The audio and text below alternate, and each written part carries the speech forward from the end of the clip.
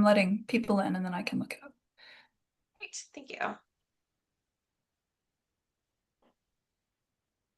Hi, everyone. Welcome to Writer's Lunch this week.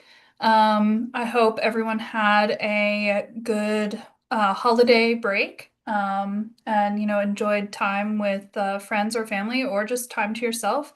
Um, everyone's back and ready to hit the ground running in the new year.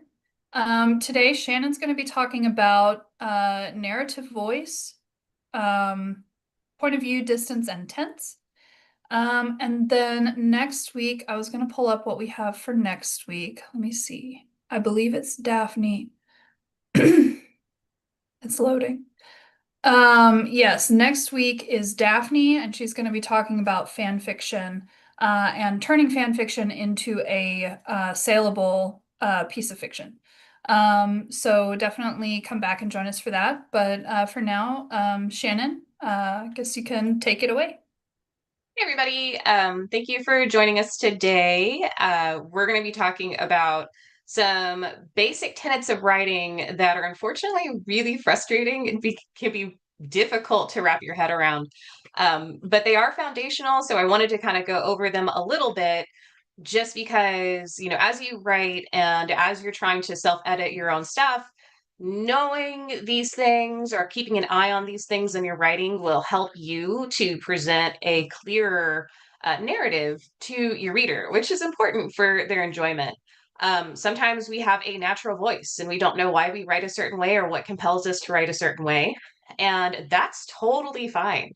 But there are times where our voice gets can be messed up or inconsistent, and that makes it harder for the reader to want to follow your story. So it's good to keep your eye on these things so that you can present a more cohesive manuscript to your audiences, and also so that when you are going to be transgressive, you're doing it with intentionality, with an effect that you want. So, a little bit about me. I'm one of the founders of the Tomeworks Editing Collective. I've been a developmental editor for over a decade now, professionally. I teach editing science fiction and fantasy for the Editorial Freelancers Association. I am going to be teaching editors how to edit mysteries, thrillers, and crime novels, essentially starting in the spring as well. So I'm a big fan of teaching. I'm also the co-coordinator, excuse me, actually I'm the coordinator now for the Houston chapter of the Editorial Freelancers Association. And I kind of love this stuff. But let's talk a little bit about what we're actually going to discuss today. We're going to be working on our point of view, our tense, the style and personality of our narrators. And we'll also talk a little bit about writing narrators that are reliable versus unreliable. So, when we are talking about tenses, this can get bogged down with a lot of um, minutia, I think is the best way to put it. There are over 30 tenses in the English language. There are 12 main tenses in the English language. You should not use all of them in one book. And unfortunately, things happen where, we write something one day in present tense, or we write something the next day in past tense, or we start writing about something that happened, or that could have happened, or would have happened, or will happen, or could possibly happen in the future, but started in the past, and it gets very jumbled up. So it's good to know what your tenses are, and how to use them. And we're probably going to go a little bit more deep into this than we need to for you and what you're doing. But if you get lost, please just tell me. The main goal here is just to touch on these things and provide you with like the terminology. So if you need to go look it up, you can. But also to help you when it's appropriate to move from one tense to another. Our main three are past, present, and future. And I think most of us recognize those terms. Past means something happened before. Present means something's happening right now. Future means things are going to happen later. The thing is, a lot of authors are writing books as if they've already happened. And in that case, your past is actually your present, but you're still writing about it as if it's in the past. And the thing is, it's important to keep that consistent, even though it sounds bonkers. These are complicated by what we call modifiers. So there's specific ways that you can describe or write about things using verb tense. A simple, continuous, or perfect. So perfect is also continuous slash progressive, or also simple. Are you confused yet? Cactus is yes. Okay, so when you're describing something in simple terms, it basically means that it happened. We don't get information about how long the action took or if it is complete after a process, just simply that it occurred. So there's sort of no time explanation there. I eat a baby. Okay, how long did it take me to eat a baby? I don't know, because we're only describing this in simple terms. Or I ate a baby. You know, how long did you eat a baby for in the past? We don't know, because I'm only describing it in simple terms. Sometimes we don't need to know these things, but simple is the easiest way to relay that an action occurred. I will eat a baby means that it'll happen in the future, but we don't know the duration. We just know that it will be complete, it'll be done, but it acts like it's almost instantaneous. So if we want to add more information or show that an event or action is ongoing, we move over to continuous. Continuous means that you're displaying to the reader this event, this action, this occurrence is not over yet. And so if you are in the present, say, I am eating a baby. If you did eat a baby in the past, you could say, I was eating a baby when, and describe your interruption if you got interrupted. Or in the future, you would say, I will be eating a baby, meaning that at some point in the future, there will be a process where a baby is eaten and you're the one doing it. So continuous shows you continuous shows you that you aren't done with the process. And that's kind of important because say Cat Russell, I know you wanted me to be more realistic, but say somebody knocks over an oil can while there's a fight in a garage. And while the fight is occurring, this oil can is just leaking out fuel that over time is going to cover the ground. And if set on fire, will create a big conflagration and probably danger for your detective, right? So if you use the continuous verb tense, then showing that this is an ongoing thing, this leaking, this ing that is occurring, it means it's ongoing. That leak is spreading. The reader knows that it's not just somebody knocked it over and picked it back up. They know that it's going to cause problems for a while because it hasn't stopped. So continuous helps you display sometimes the tone or the severity of a problem because or if something is great it can also show you the positives and just sort of add to the mood of the story. um so perfect actions are ones that generally started or at least began in the past, but the way that it's displayed to your readers shows a focus on the result. And that's really confusing because it's unnecessarily difficult to wrap your head around when we describe it in the terms that we use it. But it's something we instinctively do in the English language. So it's not just that I ate a baby, I had the baby for dinner. That is perfect simple. It had been done, it is finished, but it is also still kind of here with us. You can also do continuous or for perfect tenses. So I had been eating a baby for dinner. And that gives the indication that it's still going on or it was interrupted and isn't a finished process. But we are still focused on this, in the now moment expectation. Are you still confused, Cap? A little bit. Okay.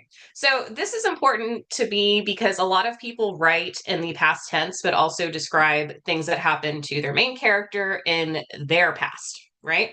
So when you have a character who is running around in their present, but you're saying he did this, he did that, And then you try to talk about something that happened in their childhood. How do you describe it? You're going to use either the past perfect simple or past perfect continuous sense. So the way you do that is you use the subject, which is usually your noun or your character. You include the word had. A past participle means the version of your verb that happened in the past, and then whatever the rest of your sentence is. So this is, she had finished the test. It could be anything. He had beaten the bad guy. I had eaten the baby. And it shows you these things that happened before, right? And when you do that, you give a sense of distinction between what is happening in that character's now versus what happened in that character's past. And it's really important to make those distinctions so that the reader is not confused about when stuff happened.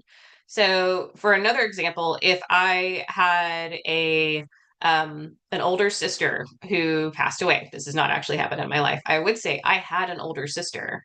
And I would not confuse the reader about them still existing because I've used the appropriate tense. So we want to make sure that we are not confusing our reader, and these things that seem very complicated, once you start to use them, become simple, but it's also important for us to know how they work. You can also use these different tenses in questions. You can also use them when you're denying something or you're negating something, or saying that a process was not finished. So that's what the negative and the interrogative are. I have 70 billion slides, so I'm going to keep forward. We're going to do a little bit of a test, though. Anna, I'm going to pick on you because I know you'll let me. Okay. Okay. So Lila stabs the murder beast. What what tense do you think we're using here? Present. Present.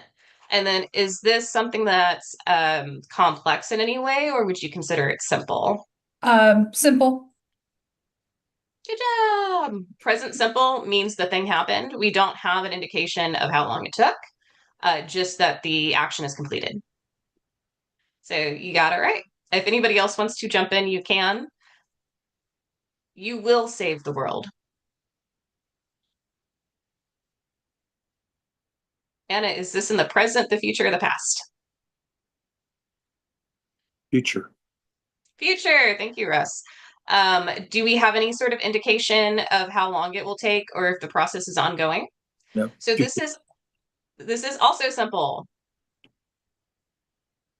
He had been killing vampires. Let's talk. Is this present, future, or past to start with? Past. Is it still ongoing or is it done? Done. Done. It's one of those. Oh, Wait, did it? Oh, you know what? It I'm sorry. changed. I did change. I messed with you guys. I apologize. I changed my words. Okay. So, given this is the actual, this is the past, but he had been killing vampires. We are finished with it. It's done. So you're correct. It is continuous past. But let's move on because I messed it up. I gave you two different ones. All right. So our fourth quiz, and then we'll move on to the next subject. I will have been running from zombies for 4 hours by the time you get out of the bathroom. This one's intentionally confusing. I accidentally made the third one confusing, but this one's more confusing. Well, this one it's continuous. Yeah. Future. Future perfect continuous. This is one of the most confusing ones, so I threw it on here just to mess with you guys. But when you're looking at something for continuity for continuous, the INGs kind of show that. So anything that has ING on it, it means it's still going, right? So ING for anything probably means continuous. And when you have something that goes on for a while, or appears to not be done by the time we get here, then that's probably actually reaching into the future. And so we're going to call that future tense. These are really confusing and it may seem unnecessary and weird, but I promise you they are important. And I've said some of this before, but we'll go ahead and go over it again. keeping your basic tenses is necessary for readability.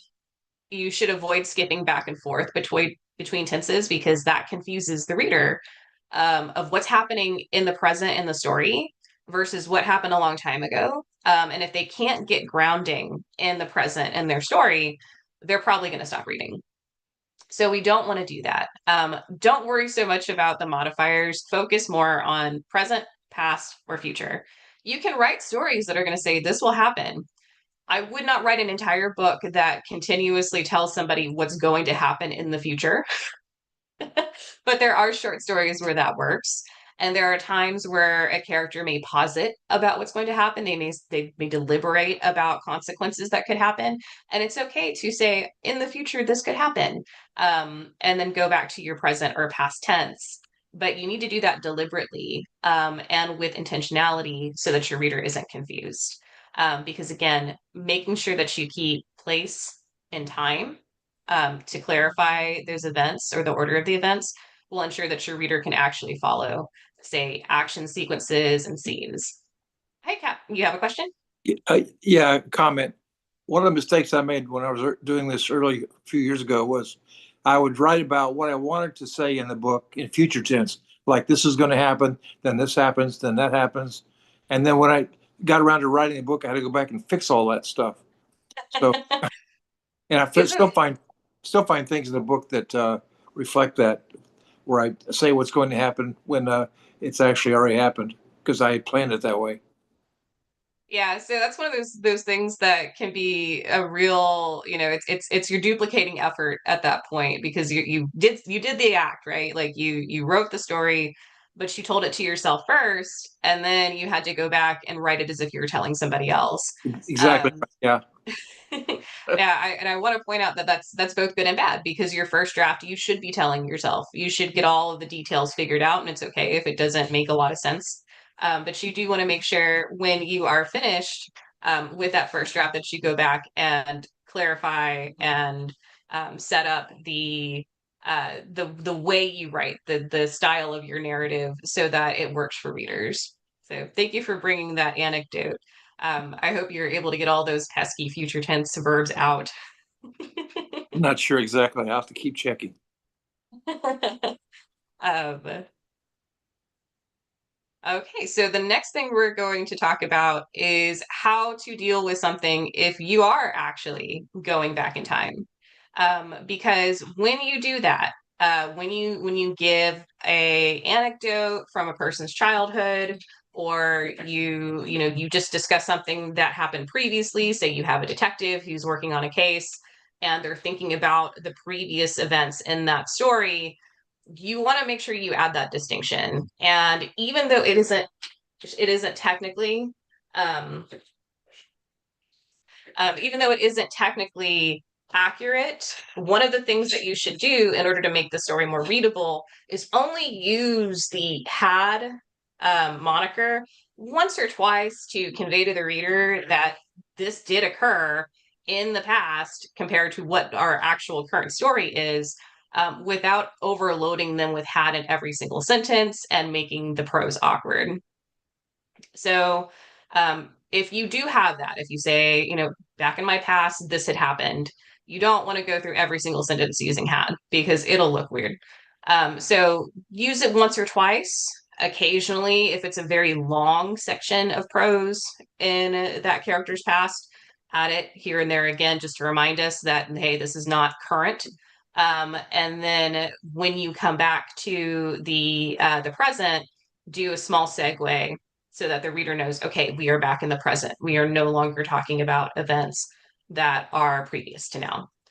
So in my example, when I was 5, I had a pet Cthulhu. My father had bought him at the Eldridge Exchange in one of the multiverse ports. He'd grabbed him as a spur of the moment gift, the kind one buys to make the family left behind think they've been missed and cherished from afar, when really they weren't contemplated at all. At the time, I didn't know people feared my monster or that he would eventually do so much damage to the city of Jakarta. But he was my friend then, and I loved him. So you can see that, like, whatever has happened, it's already occurred. It's done.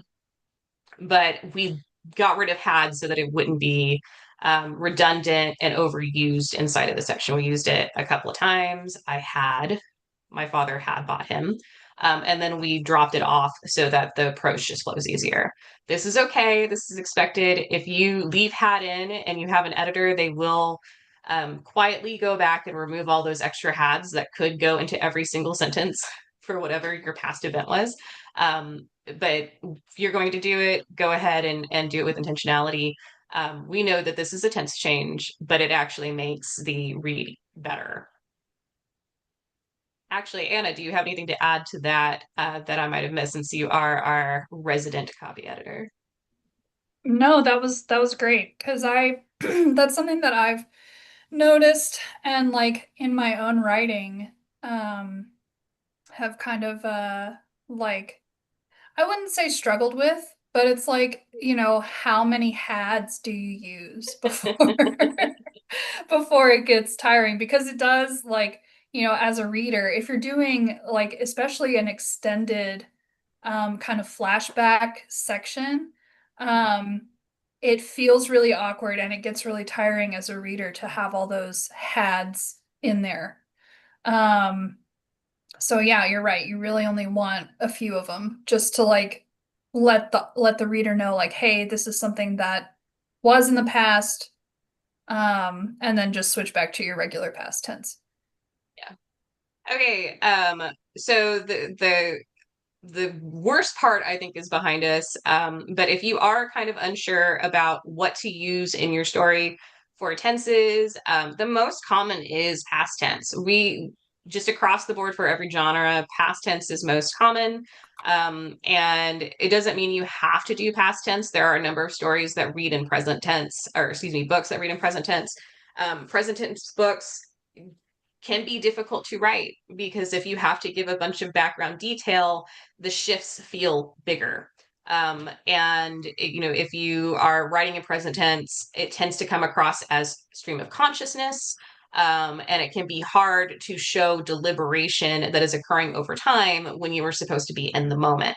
So there's pros and cons to doing both because present tense feels very right now and can increase anxiety. And that may be what you want to do if you're writing things like suspense or thrillers or scenes inside of horror where like we don't want to give the indication that the audience will actually know what the outcome of whatever the battle is or the fight is. But it's just simply easier for a lot of people to write in a past tense, and also to absorb the story as a reader in past tense. And again, you could write in future tense. Future tense tends to work very well for literary genres, because the way that you posit things can make the readers think of the stuff in a more philosophical light. So there's pros and cons to all of them. You want to think I, about what kind of story you're writing, and what sort of impact you want to have on the reader, because the tenses essentially work better for some things versus others. And again, if you're just not sure, starting off in past tense and writing your story in past tense is probably the safest way to do it, because just statistically, you're more likely to end up in a story that is written in past tense. yeah. Shannon, I did think of one thing to add to this, which is dialogue. Because the like, the tense things that, Shannon has been talking about, this is for like the actual narrative, and not the dialogue itself. So usually dialogue is going to be written in whatever tense like makes sense for the dialogue. Like if two characters are speaking about the past, they might speak in past tense.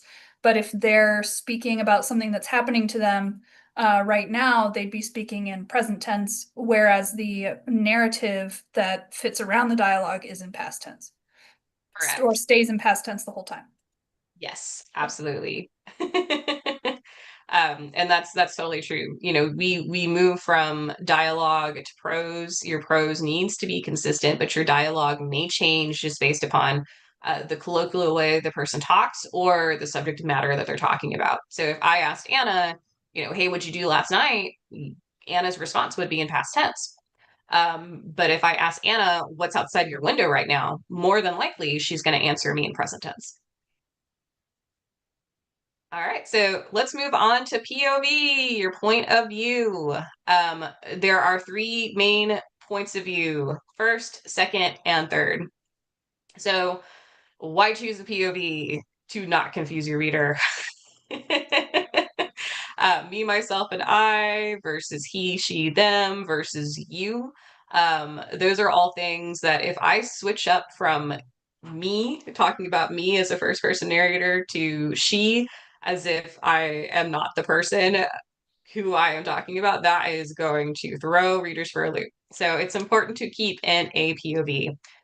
So first person is me, myself, and I. I am talking about myself. I experienced this. I am your narrator, even though I am the character.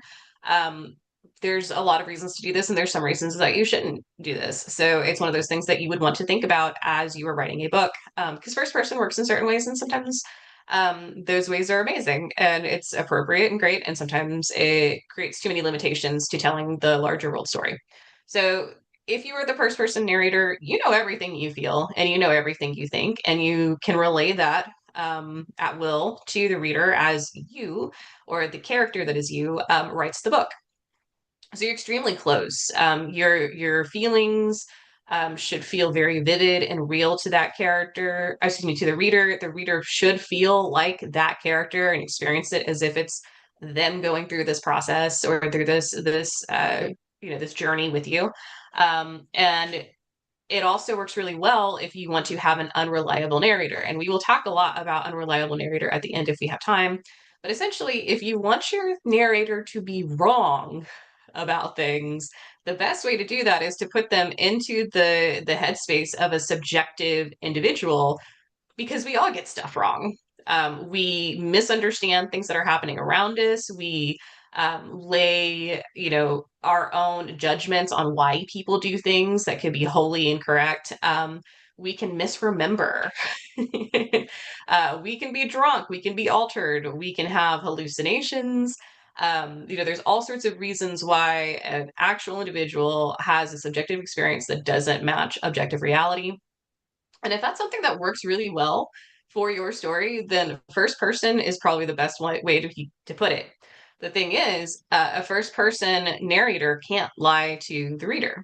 So this has not been done that I've seen in a very long time, but it has been done before, where a detective goes, through an entire story looking for the murderer, only for the reveal to be that it was them the whole time. And that just pisses readers off, because like that person should have known and thought about it and, essentially relayed that information to the reader. This was a big secret that got held back, and it's disappointing to essentially like have the rug pulled out from underneath you if you are the reader when an author does this.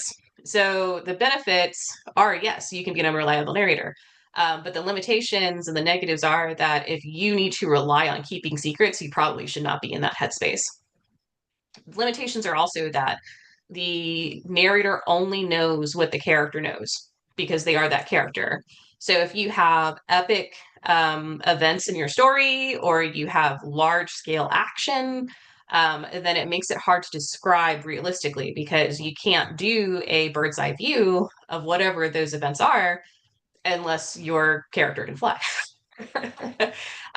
So it's important to think about these things. If you are writing something that's going to have large scale battles, or it's going to have a lot of political intrigue, and secret behavior, a first person narrator probably isn't the best way for you to go about.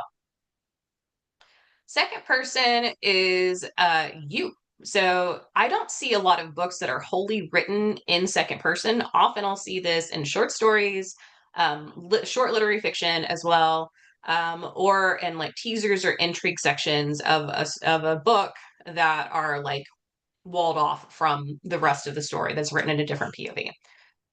It's really fun to see second person in a story for me, because it tells the readers either what they have done as if they were a character or what they will do.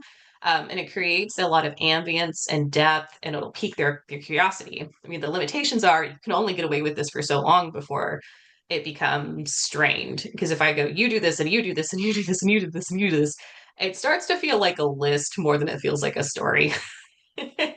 Also, if the details about that character are wrong for the reader, if I say that I reach down and I rearrange, an uncomfortable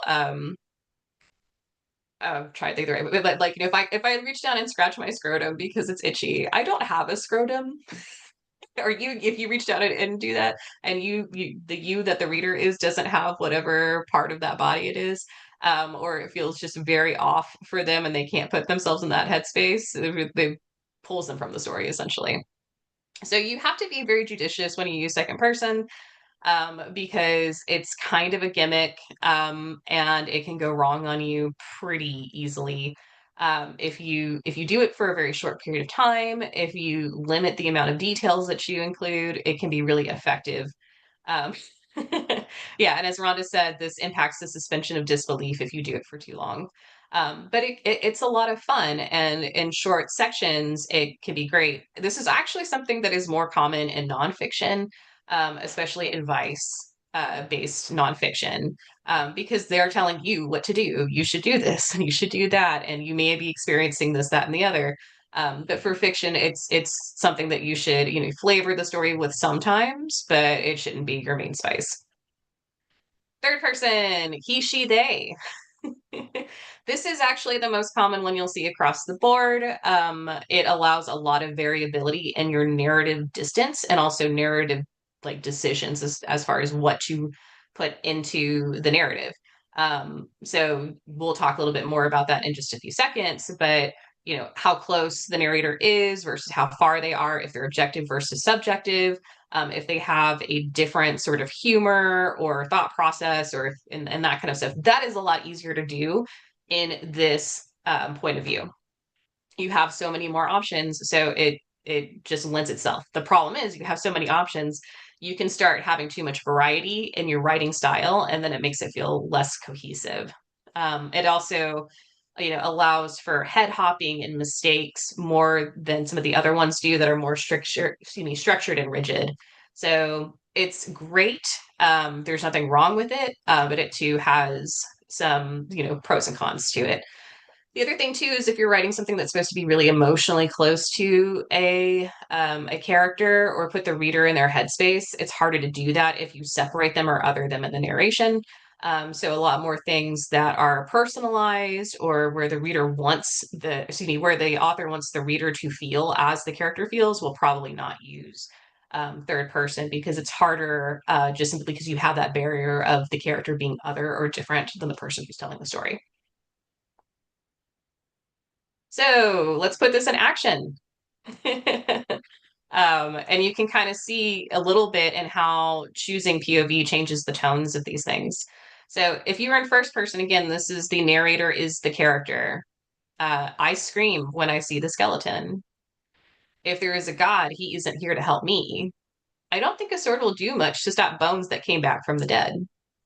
Second is more evocative, and it tends to be, darker or have a lot more poignancy. You scream when you see the skeleton. If there is a God, he isn't here to help you. You don't think a sword will do much to stop bones that came back from the dead. And then what we probably expect to see in most stories would be, again, third person. Anna has pointed out second person is pretty popular in fan fiction, and that's true. It's very true. Thank you for pointing that out. Fan fiction also tends to be a little bit shorter. We can talk to Daphne a little bit too next week when she does her fan fiction one as to why second person works so well for fan fiction. All right, so third person again, you'd probably expect to see this most of the time. She screams when she sees the skeleton. If there's a God, he isn't here to help him. They don't think a sword will do much to stop bones that came back from the dead.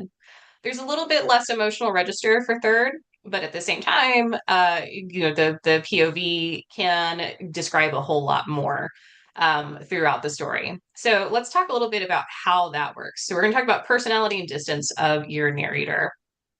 These usually come in as omniscient versus close, or an objective versus a subjective narrator. And then if the voice of the narrator is humorous versus straight versus something else.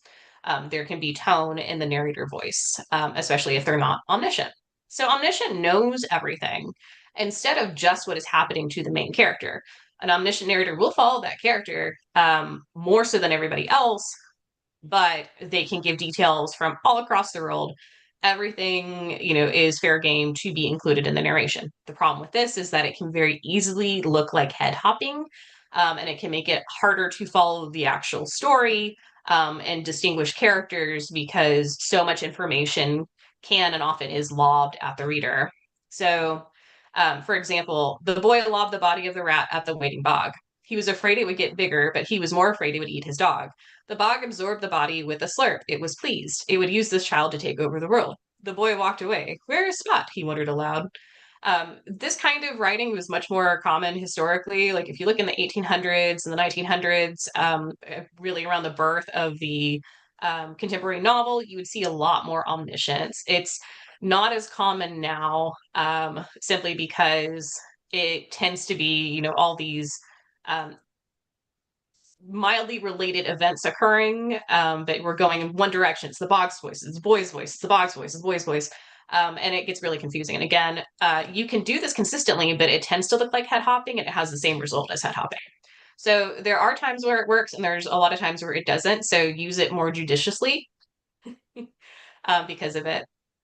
We're also, you can also have a very close narrator. And then the distance is focused on the internalizations, excuse me, or the experiences of a main character versus the rest of the world. A close narrator can't zoom from one head to another. So this is something to be very careful about because you don't want to follow a particular character and then turn and show reactions that that narrator wouldn't technically know if they weren't in that other character's head. So if you have a character that you're following and they see, hear, smell, taste, or whatever indications of what other characters are feeling, that works. But the narrator cannot go into the head of those secondary characters and know with certainty if they're lying, if they have an emotion, if they're feeling sick, or anything like that. They have to use external clues. When you have changes in distance, though, with a close third person narrator, it can feel like the narrator has gone from cold to hot or from hot to cold. And it can confuse readers if all of a sudden they're no longer in the emotional state of the character when they have been, say, for chapters, or when all of a sudden we're zoomed in and we know exactly that the character's scrotum is itchy when we haven't done anything that's so body close. And so when you do choose this, you have to determine how close you will get to that to that character as you write the narrator, so that you don't transgress on this. So this is an example of that same section, but with a slightly closer narrator that focuses on the boy character. The boy lobbed the body of the rat at the waiting bog. He was afraid it would get bigger, but he was more afraid it would eat his dog. The bog absorbed the body. The boy walked away. Where is Spot? He wondered aloud. As you see, we can't get into the bog's headspace because we are close inside of the boy. And that means we can't give the information about the bog's future plans to take over the world or use the boy as a pawn in this endeavor. You'll have to use other ways of doing this if reveals like this are important to your story. So you'll have to get clever with it. By yes, Captain Russell, what's up? I was gonna ask, couldn't you substitute dialogue for head hopping? I mean, rather than tell people what the bog is thinking, have the bog speak up in some way and tell them what the plan is. Isn't that a good substitute? That is a great substitute. If it's not supposed to be a secret to that other character, it can be more difficult if your main character is somebody who is supposed to be not in the know, but you as the writer want the audience to know. Then you have to get into some grittier details about misdirection and laying breadcrumbs inside of your prose. Yeah. We're not going to go too far into that today, but that is an excellent point. That was something that I was about to hit up on, is that Sorry. if you cannot be in these, no, it was great because that is what we're trying to do here. It makes it a little bit more difficult to relay those, but as you've shown, dialogue is a great way to do it. So if you have a close POV to your third person, you're going to have to get clever with it. Adding dialogue from the point of view of the other is a great way to get around that. Another thing too, again, is the senses. We can see when somebody has a face of consternation. We can smell sweat if somebody is distressed or they're afraid, or even if they're just hot. So there's other ways of using our senses, or the senses that the character would have access to, for the narrator to display these bits of information about these secondary or alternate characters who are not the POV character. So Anna, do you have other ways that we can also include information in a closed POV if the narrator shouldn't have direct access to it? That's a tough one. Because I'll have to think on it. Okay. Um, Yeah. yeah. Because if you have a close narrator and you have information that they shouldn't have, I mean, you could have like characters making faces at each other behind the narrator's back, but the narrator can't see that. So yeah, that's Yeah. tough. So it's one of the reasons why you need to be judicious about how you choose closeness and omniscience. Because again, an omniscient narrator who can be in all these heads will eventually confuse the reader.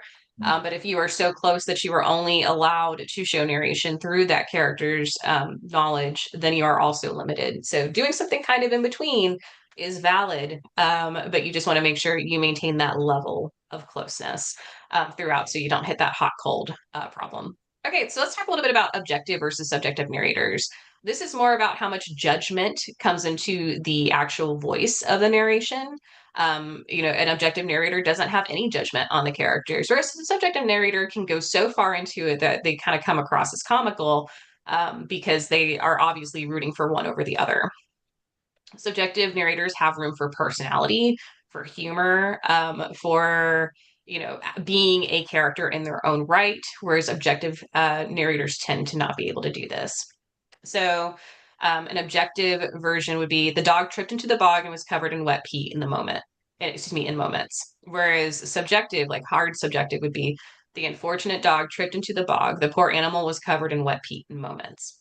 There's definitely a lot more tone in the subjective, but at the same time, if you went through and had a narrator that every single time that dog is mentioned has a judgment of it, the poor dog, the poor animal, the unfortunate, whatever, that's going to get grading for your reader. So it's another one of those things where how far do you want to go and how much detail do you want to add? But it's good to figure out, am I going to have a subjective or am I going to have an objective narrator? There's usually some level of subjectivity in your narration. Just naturally, you as the writer feel certain things about the people inside of your stories. And so it'll get in there just simply because you do. But it's also important to think about that, especially if you are going to have characters who mean different things to different readers or who are in the gray as far as like if they're good or bad. So reliability. Um, a reliable narrator tells the truth, the whole truth, and nothing but the truth. They don't hide information. They don't fail to reveal information. Unreliable narrators are fun because they can. They may present misdirected information or actual falsehoods. Most of the time, our narrator does not lie, but they can be wrong. And this is very easy to do and most common in first person narration. Because I can make mistakes. I'm subjective. I can confuse things that are occurring around me. I can misremember stuff and all that. But it's also used for effect when the author is closing out their denouement or they're closing out the climax of an event, and they don't really want the reader to know what happened, or they want there to be two interpretations. So the narrator doesn't quite give information, or they intentionally give information that obscures reality. You can't have an unreliable narrator throughout the entire book, though. There are a lot of books, especially in literary and upmarket fiction, that wholly depend on unreliable narration. That being said, the most common way you'll see it is a first person narrator who makes mistakes in their interpretation of things that are going on around them. So, for instance, the Count had always hated me. He told me to follow him into a dark room, and I knew this was it. He was going to feed me to the creatures of the night. But I had a stake hidden in the belt of my pants. I wouldn't go out without a fight. He disappeared through the door into the darkness. I followed, one hand out in the black and one hand on my weapon. Surprise! The room lit up with balloons and cheers. All my favorite monsters were here. So this is an unreliable narrator because I think I'm going in to be murdered and eaten, and it actually is a surprise party. So, sometimes the reliability of the narrator will change because new information is added to the story. And sometimes the narrator will always have delusions of persecution or delusions about what other people's motivations are, what actually has occurred around them. There are a lot of reasons to use an unreliable narrator, but you just want to make sure that you do it judiciously, because if the reader doesn't think anything that's going on is real or can't actually fathom enough of reality to follow the story, they'll quit reading. Okay, so I think we got through this pretty quickly. My closing thoughts for you guys are you need to focus on how you can be most consistent and clear to your reader for the entirety of the story when you decide information or how you're going to convey information through the narrative voice. Sometimes we want to make something that's very artistic and we're going to use an obscure way of writing, or we're going to decide, yay, like I'm going to do second person future tense for this short story because that's what I'm going for. I just want to see if I can do it, but also because it's such an unusual choice, it might grab people's attention, or there might be something very specific in how I'm relaying the events that will hit mood, tone, or the philosophical message that I have for my story. That's great. It's going to be really hard to tell like 150,000 word long fantasy epic in future second person. And so if you are trying to write something that you want the readers to understand and stick with you, you really do want to focus on weighing, the gimmick impact of it, or the value of the unusualness of your voice versus how hard it is for the reader to engage with it. It's one of the reasons, again, why most stuff is written in third person past tense, is because it's easy to read, and it's easy to interpret from a reader. But also, you need to choose a voice that feels natural for you and the story you're telling. So, as Anna pointed out, a lot of fan fiction does go for second person because it's more immersive for the reader, because they actually feel like they're in the story. As this goes on, it's also very short, so it's easy to follow. It's okay. Kat, we talked about this. It's okay to go back and change your voice after your first draft.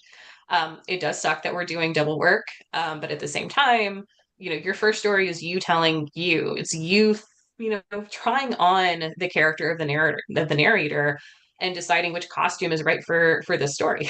So if you don't get it right the first time, don't fret. It is something that you can change. It's something that you can fix. It's not forever, and yes, it's work, but it's worth it. And again, don't put style over substance. That's kind of what I was saying. If you're writing a really long thing, but you have this like style that you want to try because it's unusual and you think it'll grab attention, is that really going to help you tell your story? And is the way that you choose your narrator going to make it difficult to convey information to the reader? Because if so, you probably shouldn't do it that way. Or you should try it in a much shorter piece to see if it works out, instead of committing yourself to it and figuring out 9 months from now that you're writing the story in a really weird narrative voice, and that's why it hasn't been finished.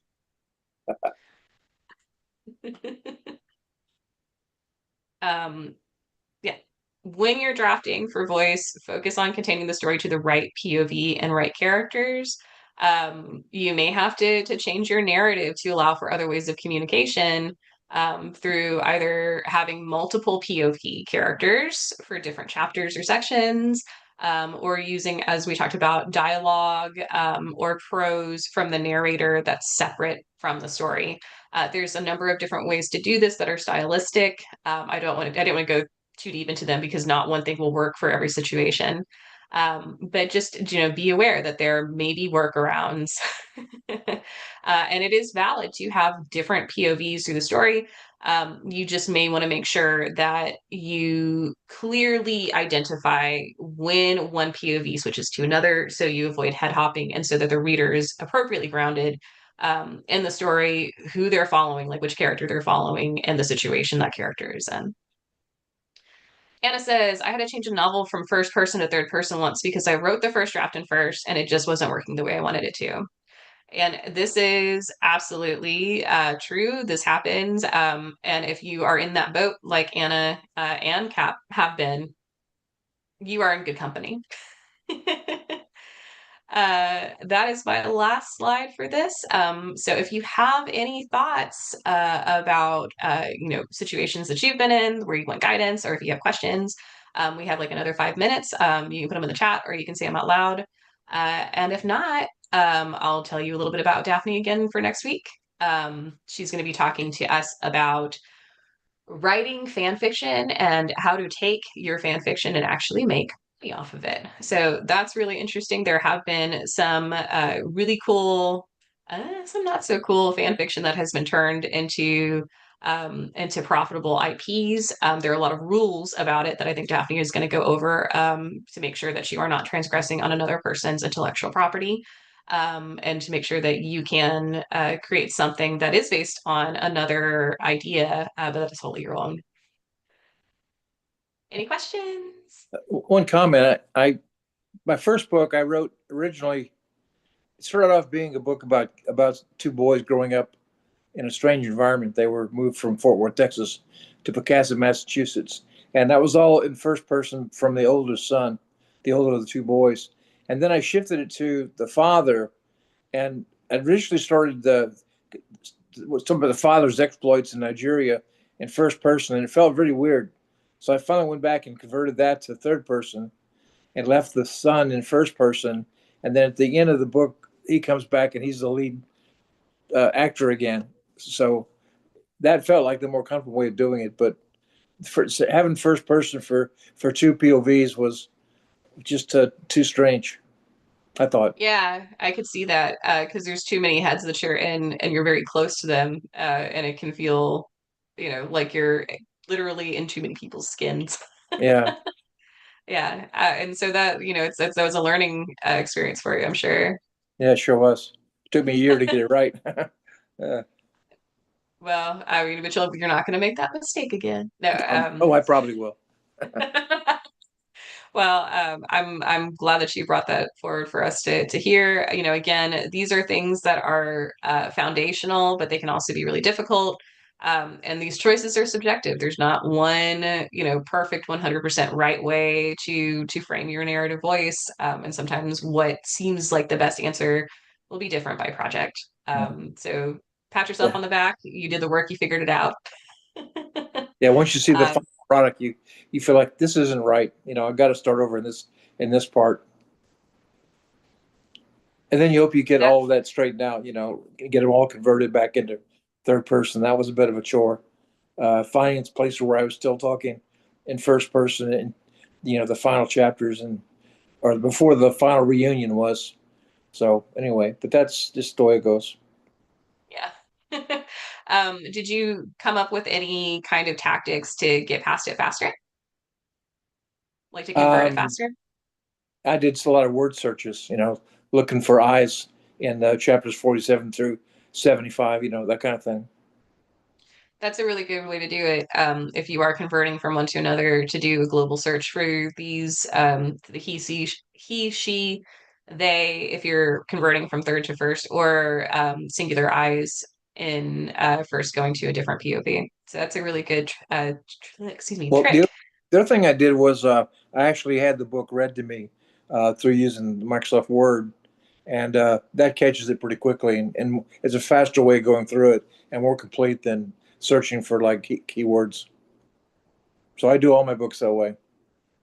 It's smart to do that just to hear when there's something that's not quite right in your prose or in the dialogue, and to evaluate your sentence structure. So that's a very good general thing to do that I suggest everybody does. Either read it out loud yourself, or utilize tools you've got like Microsoft's Word's text to speech option, so that you can hear when you've accidentally moved too far out of your POV, or too close, too far from your narrative distance.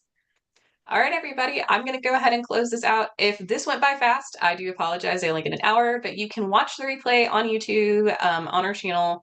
You can look up Toneworks Writer's Lunch and find us that way. And I will start putting the replay links inside of our events so that you can more easily find these things. If you do have any questions, I'm sorry I did not tack on my